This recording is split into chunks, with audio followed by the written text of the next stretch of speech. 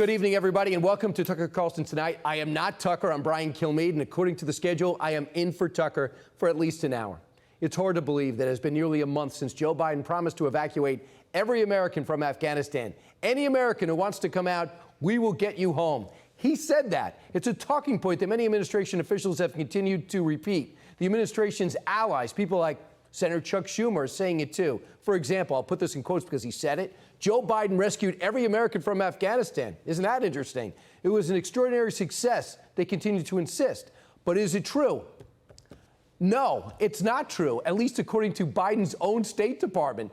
Just today, Secretary of State Anthony Blinken muttered his way through a press conference saying that the Taliban is not allowing charter flights to depart Hamid Karzai International Airport in Kabul. As of now, the Taliban are not permitting the charter flights to depart. They claim that some of the passengers do not have the required documentation. While there are limits to what we can do without personnel on the ground, without an airport with normal security and procedures in place, we are working to do everything in our power to support those flights and to get them off the ground. At another time, we'll go over why we don't have anyone on the ground and we don't have any control of anybody's airport, but that's for another show. What Anthony Blinken didn't say is those flights include American citizens, though it's not clear how many. Over the weekend, White House Chief of Staff Ron Klain said there were approximately 100 American citizens left in Afghanistan. About a week ago, Blinken said it was anywhere from 100 to 200. These numbers likely don't include green card holders, since even the administration doesn't have a clear number of how many of them are actually in Afghanistan. What Blinken also didn't mention was that the Taliban aren't the only ones blocking flights from leaving Afghanistan.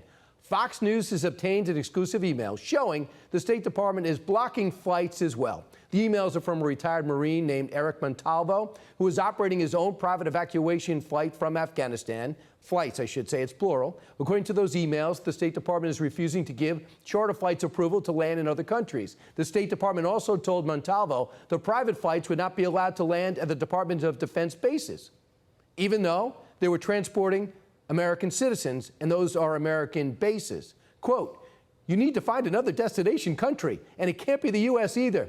Well, isn't that nice? None of this is stopping Afghan refugees from arriving in the U.S., however. According to General Glenn Von Herk, I should say, of U.S. Northern Command, less than half of the Afghan refugees coming to the U.S. are special immigrant visa applicants who we kind of want here. There are thousands of Afghans we know little to nothing about that are coming here, and yet they're allowed to land on U.S. bases in our country. According to a recent report, one male Afghan refugee was recently detained at Ramstein Air Base in Germany after explosive material and blasting caps were found in his carry-on luggage before he boarded his flight to Ramstein. U.S. officials reportedly believed the materials were related to his work and not terrorism. Is his job to be a terrorist? Just a thought. But he was still placed on a restricted list. Now, normally, all of this would be a crisis for the State Department, and they'd be focused on fixing it, right? But officials at the department are a little busy with apparently more pressing matters. For example, the number of women in the Taliban's new government. Yesterday, a statement to The Hill, a State Department spokesperson expressed concern about the lack of female leadership in Afghanistan's new interim government. Could it be the Taliban doesn't really like women too much, doesn't give them jobs? But I digress. Quote, we have made clear our expectation that Afghan people deserve an inclusive government. Wow, you talk about a strongly worded statement that'll get everybody's attention.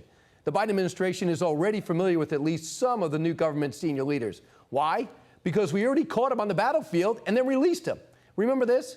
The new Taliban senior officials were Gitmo detainees that former President Obama traded for a traitor.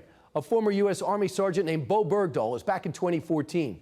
At that time, Susan Rice, by the way, she's still playing in the White House, said the most important thing was Bergdahl's well-being and not the fact that 4 terrorists had just been released back into the Taliban leadership.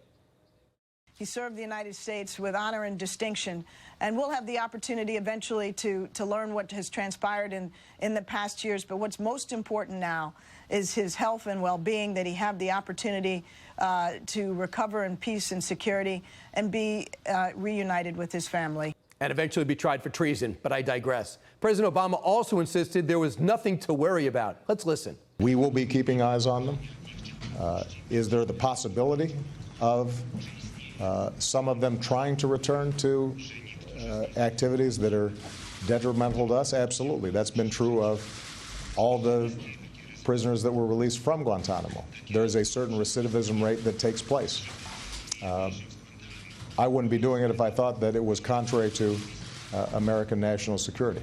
Well, it is, and you did it anyway. It turns out it was contrary to American national security. The former Gitmo detainees now holding the following government positions in Afghanistan. Jot these down.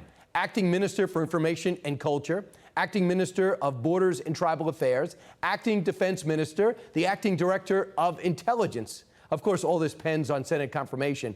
Also, Abdul Haq Wastiq returns to a position he held with the Taliban before the 9/11 attacks. Hey, Sean Hannity here. Hey, click here to subscribe to Fox News YouTube page and catch our hottest interviews and most compelling analysis. You will not get it anywhere else.